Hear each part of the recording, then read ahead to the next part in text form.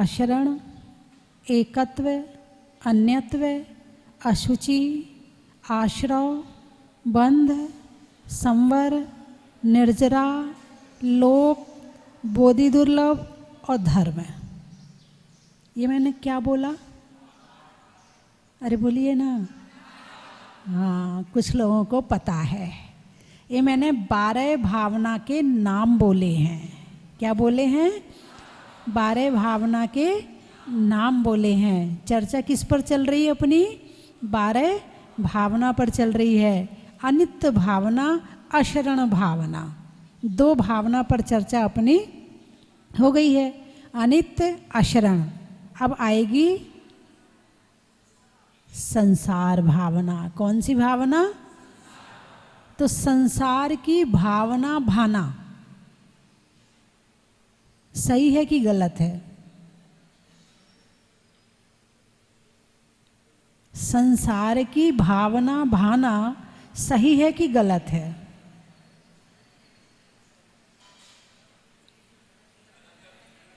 दाम बिना निर्धन दुखी, तृष्णा वश धनवान, और कबहु न सुख संसार में, सब जग देखो छान। वो छन्नी में छानते ना, ऐसे छान के देख लो, इतना सा भी सुख संसार में नहीं है। ऐसी भावना भाना। ऐसा नहीं कि भगवान मुझे संसार में ले, मैं संसार में रहूं, ऐसी भावना नहीं भाना।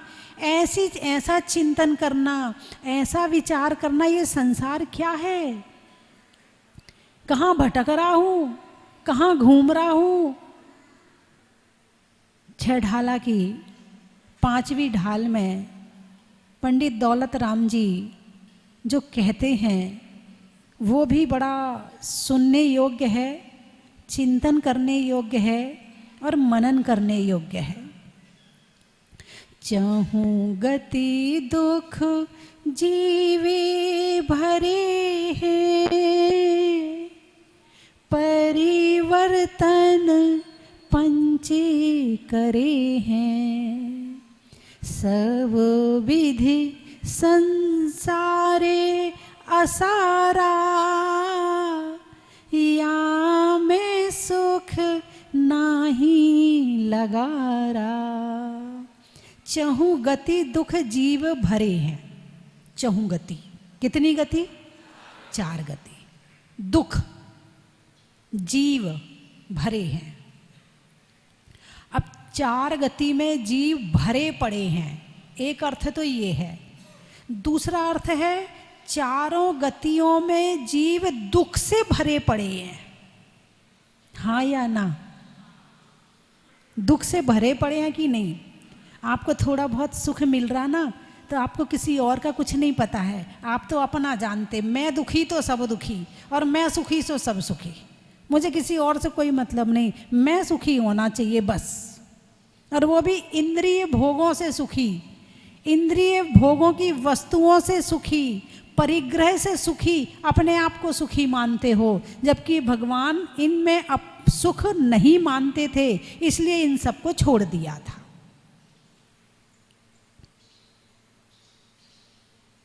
चहु गति दुख जीव भरे हैं। क्या कर रहे हैं? दुख प्राप्त कर रहे हैं। और क्या कर रहे हैं? परिवर्तन पंच करे हैं, 5 प्रकार के परिवर्तन कर रहे हैं।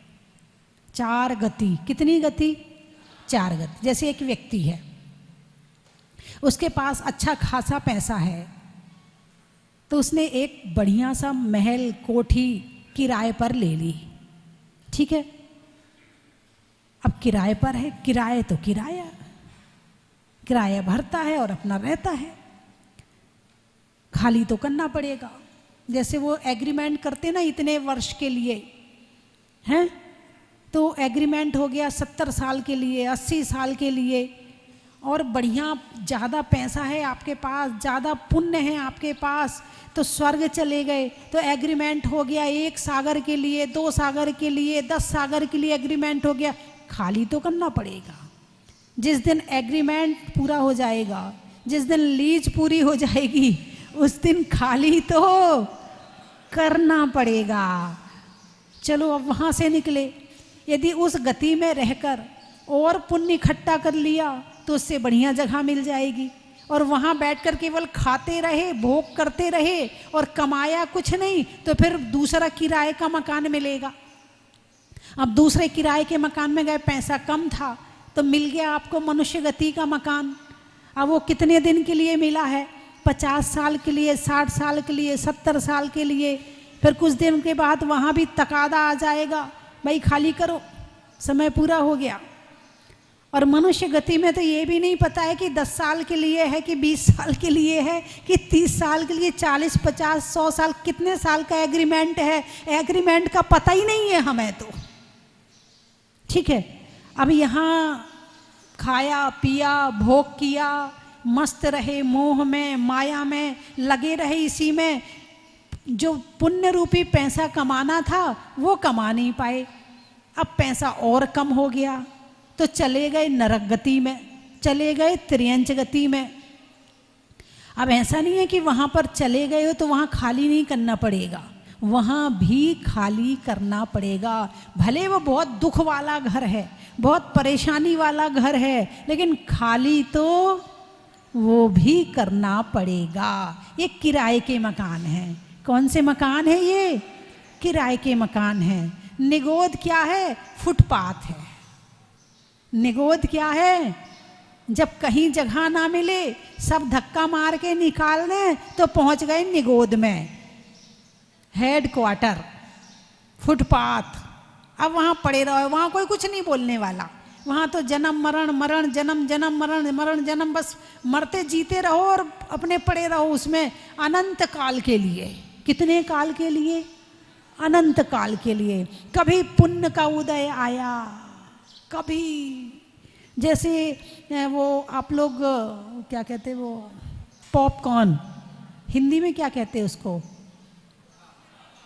भुट्टे को भी मक्का, वो मक्का भूनते हो ना, और थोड़ा सा उसमें बीच में चम्मच आदि लगा के वो प्लेट ढक देते हो तो उसमें फूटती रहती है, फूटती रहती है, और बीच में से कोई एक आध बाहर निकल के आ जाती है। ऐसे कभी पुण्य का उदय आएगा तो उसमें से निकल के बाहर आ जाओगे, फिर अपने मनुष्य त्रियंच गति में घूमते रहोगे, फिर कुछ नहीं करोगे, फिर निगोद में चले जाओ। तो ये क्या है? ये किराए के मकान हैं। अब मुझे ये बताओ, यहाँ जितने लोग बैठे हैं, कितने लोग ऐसे हैं जिनका अपना निजी मकान है, अपना घर है जिसका? हाथ उठाकर बताओ, जो अपने मकान में रहता है वो कितने लोग हैं?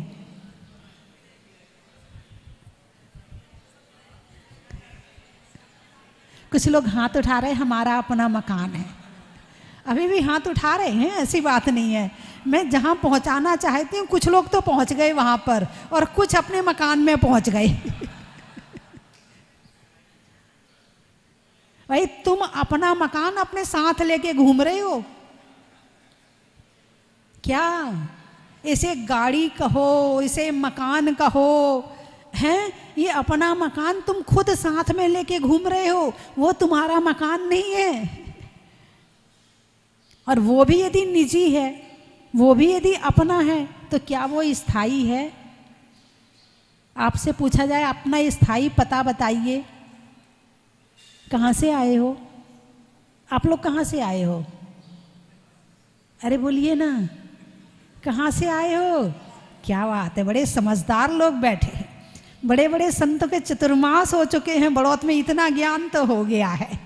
दिल्ली वालों के यहाँ तो साधु हमेशा ही रहते हैं, तो इतना ज्ञान तो हो गया है कि निगोद से आए हैं और यहाँ 4 गति में भ्रमण कर रहे हैं। तो क्या निगोद 4 गतियों में नहीं आता?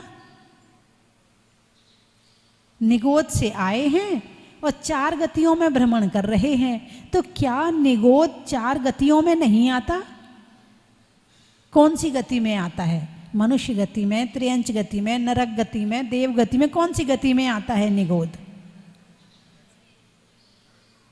हैं?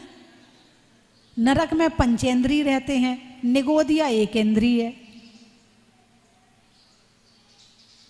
फिर कौन सी गति में आएंगे? थोड़ा अपना दिमाग भी तो लगाओ। मनुष्य गति, मनुष्य पंच इंद्रिय ही होते हैं, इसके अलावा नहीं होते, वो एक इंद्रिय हैं। देव पंचेंद्रिय ही होते हैं, ही लगाओ यहाँ, भी नहीं, ही।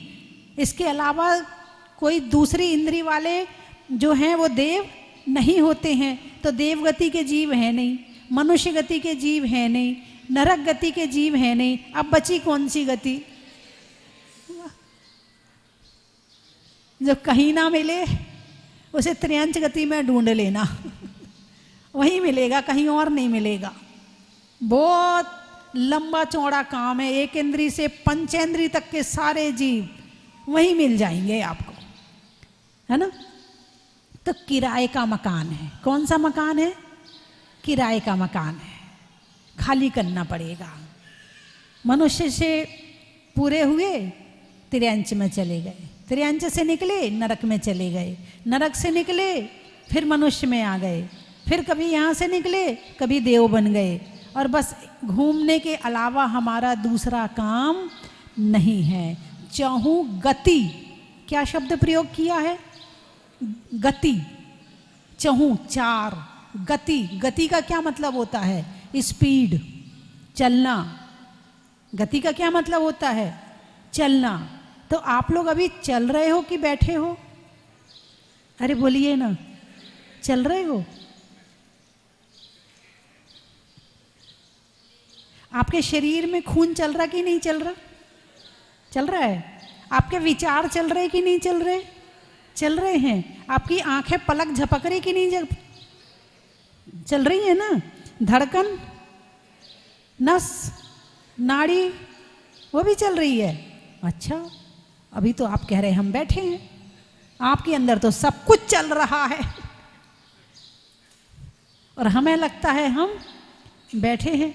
कभी हाथ चलता है, कभी गर्दन यहाँ से वहाँ होती है, कोई दिखे फटाक से गर्दन वहाँ मुड़ जाएगी। तो गर्दन चली कि नहीं चली? जब सोते हो तब तो नहीं चलते ना, तब भी चल रहे हो। गति, जहाँ स्थिरता नहीं है उसका नाम है गति। इसलिए कहा चार गति, एक गति नहीं, चार गति। यहाँ चलता ही रहता है, चलता ही रहता है। चींटी को आपने कभी बैठे हुए देखा है? हैं? वो भी यहाँ से वहाँ, वहाँ से वहाँ, वहाँ से वहाँ चलती रहती है।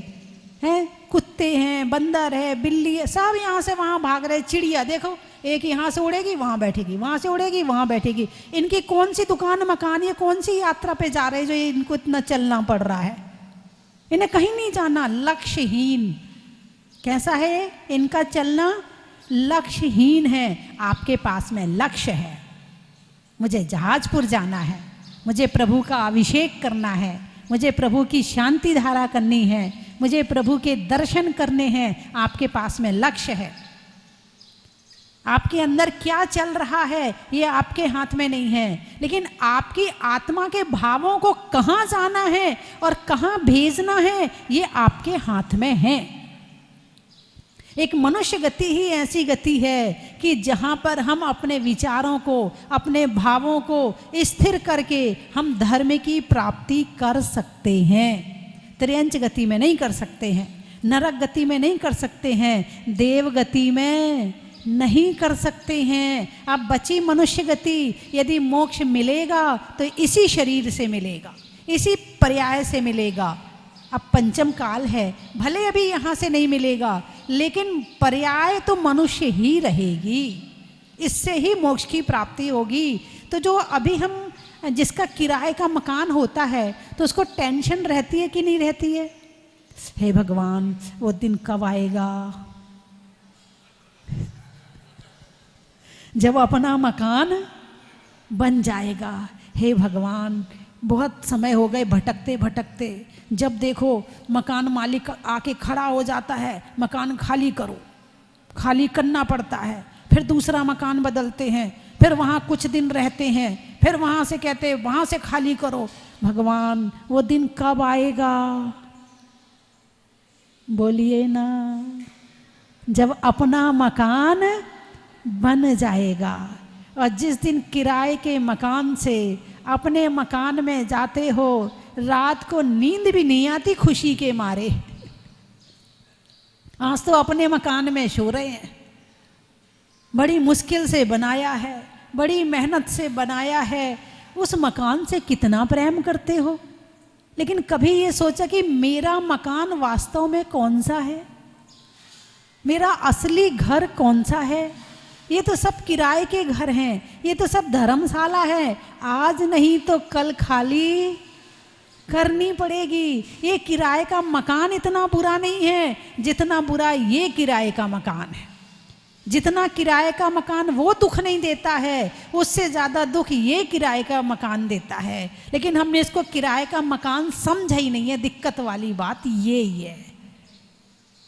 यदि इसको किराए का मकान समझ लें तो अपने मकान में जाने की छटपटाहट शुरू हो जाएगी, अपने मकान में जाने के भाव पैदा हो जाएंगे, और उस मकान में जाने के लिए जो करना पड़ता है वो करना शुरू कर दोगे। अभी तो मकान को सजाने में लगे हो, इसको कौन से कपड़े पहनाएं, मैचिंग के कौन से कपड़े लें, कौन सा मेरे कलर के हिसाब से कौन सा बढ़िया रहेगा, मेरे फिगर के हिसाब से कौन सा सूट अच्छा लगेगा, मेरे रंग के हिसाब से कौन सा कपड़ा अच्छा लगेगा। अभी तो इसको ही सजाने में लगे पड़े हैं, मकान को ही सजाए जा रहे हैं।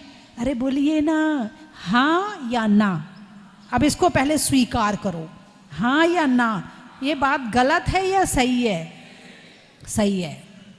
यदि कोई बच्चा छोटे से गुड्डा गुड़िया को सजाए तो तुम क्या सोचोगे?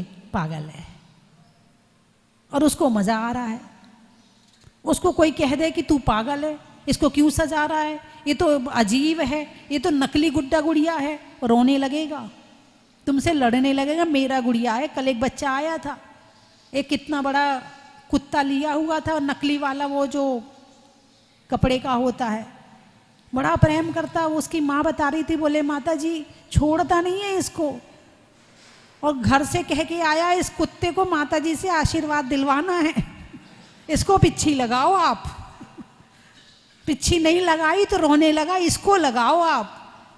वो बच्चा है, वो छोटा है, अभी समझता नहीं है। अरे बोलिए ना, क्या अभी समझता नहीं है? तुम समझदार हो, तुम समझदार हो जो इस गुड्डा गुड़िया को सजा रहे हो। ये भी तो गुड्डा गुड़िया है, इसको मैं मान लिया है कि मैं शरीर हूं, मैं आत्मा नहीं हूं, मैं शरीर हूं। जब मैं शरीर हूं ऐसा मान लिया है तो आत्मा को छोड़कर अब सारा काम शरीर के लिए हो रहा है। जिस दिन ये मानोगे कि मैं आत्मा हूं और ये शरीर है, उस दिन सारी क्रिया, सारे कार्य आत्मा के स्तर पर शुरू हो जाएंगे।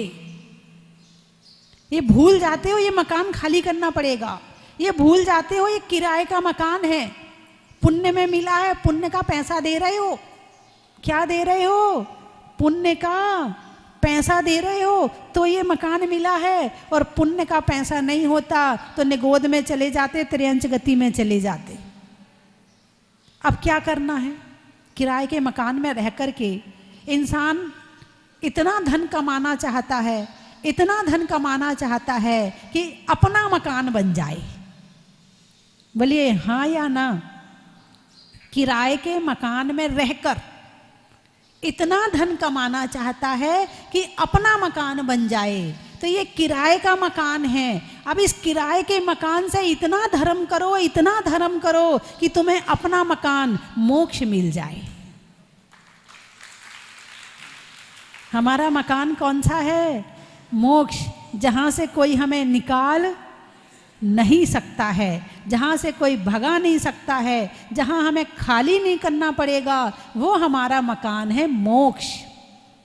और हमारे भगवान, हमारे परमात्मा, हमारे मुनि सुब्रतनाथ, हमारे 24 तीर्थंकर भगवान, हमारे अनंतानंत सिद्ध भगवान उस मकान को प्राप्त कर चुके हैं।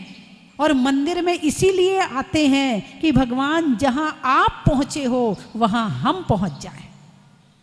लेकिन हम तो यहाँ किराए के मकान मांगने आते हैं, भगवान जरा अच्छा सा मकान देना, जरा कष्ट ना हो, जरा सुंदर सा बेटा देना, जरा सा होशियार सा बेटा देना, जरा अच्छी सी संतान देना। यहाँ तो हम और किराए के मकान के, खुद का तो है ही है, दूसरे किराएदार को और शिफ्ट करते हैं।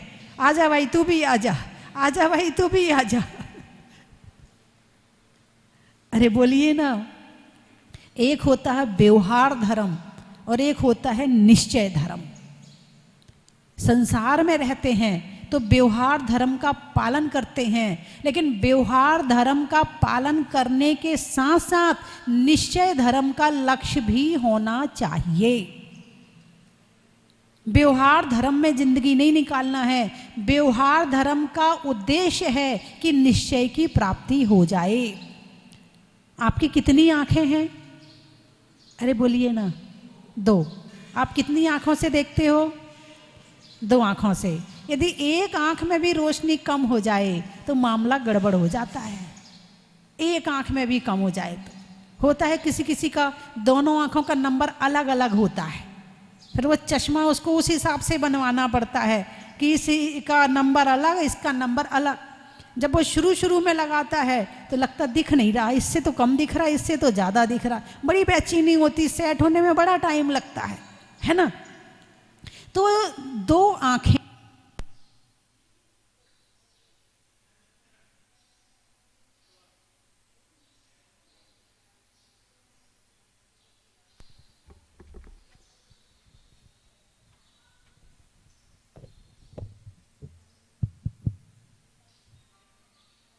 किराए का मकान, इसकी आवाज़ बढ़ा। कौन सा मकान खाली करके चला गया, बैटरी से चल रहा था। जिस दिन बैटरी खत्म उस दिन सब खत्म, केवल ये रह जाएगा, फिर दोबारा बैटरी डालनी पड़ेगी, है ना। और ऐसे इतनी देर लगेगी अपना इस शरीर को छोड़ने में, इससे ज़्यादा समय नहीं लगेगा। तो क्या कह रही थी? 2 आँख, है ना। 2 आँखों से देखते हैं। एक आँख अब बंद करो तो इस साइड का सारा एरिया खत्म। यदि इस आँख से दिखना बंद हुआ तो इधर का एरिया दिखना खत्म। और जब हम दोनों आँख से देखते तो हमें 3 तरफ का दिखता है ना। इसी तरह से व्यवहार और निश्चय 2 आँखें हैं हमारे ज्ञान की। कितनी आँखें हैं? 2 आँखें, एक से शरीर और एक से आत्मा। एक नज़र होती है दूर की और एक नज़र होती है पास की। जब पास की नज़र कमज़ोर हो जाए तो पास का चश्मा लगाना पड़ता है, दूर की नज़र कमज़ोर हो जाए तो दूर का चश्मा लगाना पड़ता है। इसी तरह पास की नज़र यदि ठीक है तो उससे आत्मा नज़र आती है, और दूर की नज़र ठीक है तो सबके अंदर आत्मा नज़र आती है। अब तुम्हारा व्यवहार धर्म कितना है और निश्चय धर्म कितना है, ये अपने आप को ध्यान में सामायिक में टटोल के देखना है। और नहीं देख पाए तो ये आंखें मिलना भी बेकार है। केवल ये दुनिया को देखने नहीं मिली हैं, ये स्वाध्याय करने मिली हैं, ये ज्ञान प्राप्त करने के लिए मिली हैं, ये भगवान के दर्शन के लिए मिली हैं, कुछ जानने के लिए मिली हैं। और केवल दुनिया ही को देखते रहे, उसमें ही भटकते रहे, ये कपड़ा अच्छा, ये ज्वेलरी अच्छी, ये मकान अच्छा, ये कोठी अच्छी, वो बंगला अच्छा, ये बढ़िया, वो खराब, केवल इसमें ही जिंदगी निकाल दी। तो आंखें तो फिर चिड़िया के पास भी है, वो भी देख रही है और तुम भी देख रहे हो। तुम्हारे देखने में और उसके देखने में ज़्यादा कोई अंतर नहीं है। लेकिन अंदर जो ज्ञान की आंखें हैं वो खोलनी है। जिसने ज्ञान की आंखें खोल ली उसे अपनी आत्मा नजर आने लगेगी, और जिसे अपनी आत्मा नजर आने लगेगी उसका जो धर्म है उसका लक्ष्य ही बदल जाएगा, भाव ही बदल जाएगा, जीवन ही बदल जाएगा। तो कौन से मकान में रह रहे हो? अरे बोलिए ना। अब इस मकान के लिए आप कितना टाइम देते हो? आपके पास में 24 घंटे हैं, ठीक है। और आप, चलो पहले कुछ और पूछ लूँ। आपके 2 बेटे हैं और आपके पास में 2 किलो सोना है, कितना कितना दोगे? अरे ईमानदारी से बताओ, कितना? उंगली करके दिखाओ, ऐसे ऐसे। बच्चे नहीं, बड़े लोग बताएंगे, तुम्हारे पास तो है ही नहीं है। चलो मान लो तुम्हारे पास 2 किलो सोना है और 2 बेटे हैं, तो कितना कितना दोगे? 1-1 किलो। बहुत बढ़िया। आपके पास में 2 कोठी हैं और 2 बेटे हैं, बंटवारा 1-1 कोठी, ठीक है। आपके पास में 2 फैक्ट्री हैं और 2 बेटे हैं, आपके हाथ पांव चलने बंद हो गए, अब कितनी कितनी दोगे? 1-1 फैक्ट्री दोनों बेटों को दे दोगे। बहुत ईमानदार है, बहुत ईमानदार। चलो अब मैं पूछती हूँ, ये ईमानदारी खुद के साथ है कि नहीं? आपके पास में 24 घंटे हैं, ठीक है, और आत्मा और शरीर 2 चीजें हैं तुम्हारे पास। अब तुम कितना समय किसको देते हो? अब ईमानदारी बताओ, कितनी देर धर्म करते हो और कितनी देर शरीर के लिए करते हो? अब ईमानदारी बताओ। हैं? शरीर के लिए कितना टाइम देते हो और आत्मा के लिए कितना टाइम देते हो? शरीर के लिए जो देते हो वो कर्म, और जो आत्मा के लिए समय देते हो वो धर्म है। अब तुम धर्म कितनी देर करते हो और कर्म कितनी देर करते हो? फिर भगवान से कहते, भगवान बहुत दुखी हूँ, बहुत परेशान हूँ, भगवान बस आपकी शरण में आया हूँ, आपकी आश है भगवान, आप ही पार लगाओगे नैया हमारी, काम करो तुम और नैया पार लगाएंगे। इनके अंदर तो बहुत बड़ी ताकत है, लगा भी देंगे, लेकिन तुम जो ये कह रहे हैं वो तुम करो तो सही। तुम सोचते जैसे एक दवाई की गोली खाई उससे ठीक हो जाए, ऐसे काम हो जाता है, ऐसे नहीं होने वाला। यहाँ तो आत्मा की, दिल की गहराई से धर्म करना पड़ेगा। जो भगवान ने 6 आवश्यक बताए उसे भावों से करना पड़ेगा। आप करके देखो तो सही कैसा आनंद आता है, स्वाध्याय करके देखो तो सही कैसा आनंद आता है, जीवन में कैसा परिवर्तन आता है। अभी तो मोह के वशीभूत जिए जा रहे हो। ये जो करवा रहा ना, शरीर की सज्जा, मकान की सज्जा, भोजन की सज्जा, ये सब मोह करवा रहा है। थोड़ा मोह को ढीला करो और लगो इनके चरणों में। इनने तो अपनी नैया पार लगा दी है और ये बहुत बड़ा जहाज बन गया है जहाजपुर में, आकर बैठो इसमें, नैया पार हो जाएगी। ये जहाज इसीलिए तो बनाया है। और यहाँ पर 10 लक्षण पर्व में 10 दिन तक शिविर लगेगा। अभी तो आदमी आता है, माता जी जाना पड़ रहा है, इतना अच्छा लग रहा है, इतना अच्छा लग रहा है, जाने का मन नहीं कर रहा है, मगर जाना पड़ रहा है। आ जाओ 10 दिन के शिविर में, 10 दिन रहना यहीं प्रभु के चरणों में, प्राप्त करना वो आनंद। और यहाँ पर सुबह ध्यान, पूजन, प्रवचन, क्लास, 2 ब्रह्मचारी भैया आ रहे हैं, एक अनिल भैया और एक विनोद भैया। इस बार तो ज्ञान की बरसात होगी और ऐसा लगेगा कि वापस घर जाने का मन नहीं करेगा, ऐसा आनंद आएगा। अभी तो क्या आपको बहुत टेंशन रहती है, घर में रहो और टेंशन ना हो, ऐसा हो नहीं सकता। अब घर में यदि 10 लक्षण पर्व मनाओ तो सुबह जल्दी उठो, झाड़ू वाड़ू लगाओ, फिर मंदिर पहुँचो, फिर वहाँ पूजा वूजा करो, फिर जल्दी चलो घर, सबके लिए खाना भी तो बनाना, उनको दुकान जाना, उनको ये करना, उनको फिर सबके खाना वाना बनाओ, फिर सबके खा के फिर खुद खाओ, फिर थक गए अब सो जाओ। अब शाम के लिए चलो तुम्हें तो नहीं खाना, किसी और को तो खाना है, अब उसके लिए खाना बनाओ, फिर बर्तन मांजो, फिर सफाई वफाई करो, फिर वापस फिर मंदिर जाओ, घंटा भर के बाद फिर आ जाओ। और यहाँ शिविर में रहोगे तो भोजन की थाली और पूजन की थाली तैयार मिलेगी। और किसी के लिए कुछ नहीं करना है। उन 10 दिनों में जो करना है वो अपने लिए करना है। अभी तक सबके लिए जिंदगी जी है, ऐसी जिंदगी जियो। और दिन कुछ ऐसे होने चाहिए कि जिसमें केवल मैं मेरे लिए करूं, कोई और दूसरा मेरे लिए हो ही ना। ऐसा दिन आपके जीवन में कभी आया? आज तक नहीं आया ना। 10 लक्षण पर्व में आ सकता है। अब आप कहोगे माता जी छोटे छोटे बच्चे हैं, दलदल में घुसे हो, निकलना मुश्किल है। गृहस्थी को क्या कहा है? कीचड़, और कीचड़ ही नहीं, दलदल। एक बार घुस जाओ उसके बाद तो फिर सबका मुंह दिखता है। वो कैसे रहेगा, उसका क्या होगा, उसका क्या होगा, वो उसके बिना क्या, वो मेरे बिना कैसे रहेगा। फिर तो एक बार घुस जाओ तुम, घुसने में कुछ नहीं लगता है, बाजा बजा के सब घुसा देते हैं। उसके बाद निकल के बताओ, उसके बाद निकलना बड़ा मुश्किल। मन ही नहीं करता, भाव नहीं होते, इच्छा ही नहीं होती।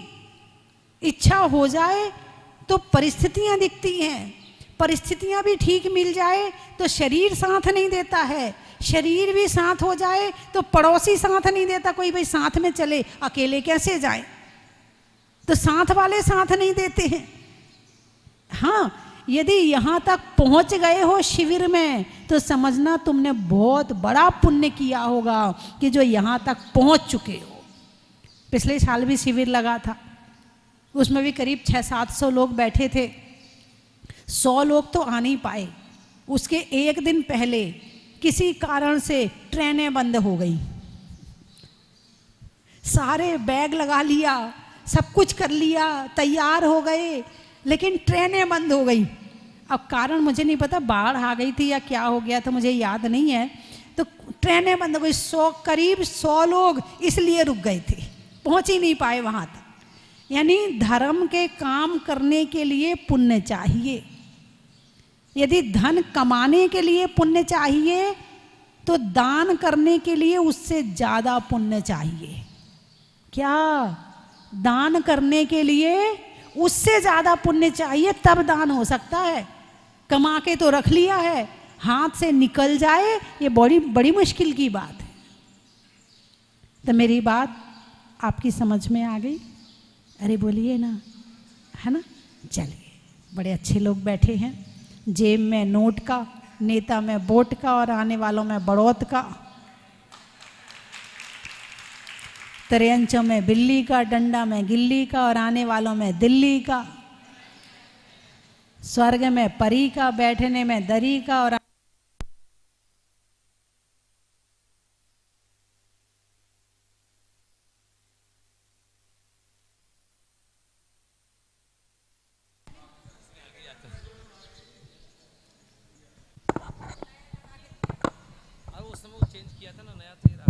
ये अनित्य भावना का मतलब है कि कुछ भी यहाँ पर शाश्वत नहीं है, सब क्षण भंगुर है, सबको एक दिन जाना पड़ेगा, है ना? और कहाँ से आए हैं?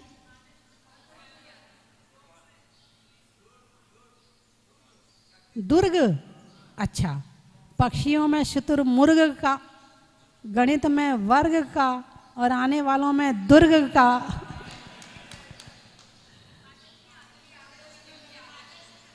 आदर्श नगर शहर है कोई अलग से? दिल्ली में है। पानी में मगर का, चलने में डगर का, आने वालों में दिल्ली आदर्श नगर का। टोंक, सब्जी में छौंक का, दिल्ली में चांदनी चौक का और आने वालों में टोंक का। भोपाल, पूछने में हाल का, गर्मी में रुमाल का और आने वालों में भोपाल का।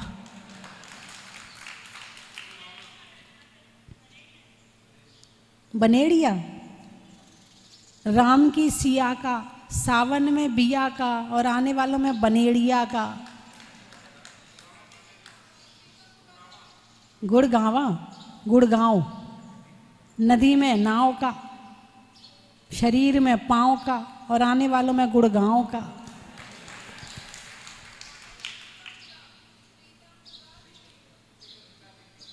सारे मोहल्लों के नाम मत पूछो, जब तुम्हारे मोहल्ले में आएंगे तब तुम्हारे मोहल्ले का बताएंगे। अभी तो शहर में ही संतुष्ट हो जाओ। शिवपुरी का बोल दिया ना, आपने सुना नहीं? मुझे याद था ना, हमारा पत्ते वाला परिवार आया है।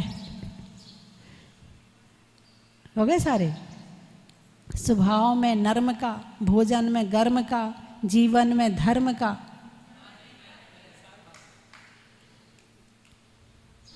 पक्षी में पाँख का, पेड़ में शाख का, और खुलने में ज्ञान की आँख का। बड़ा ही बोलिए 24वें भगवान की।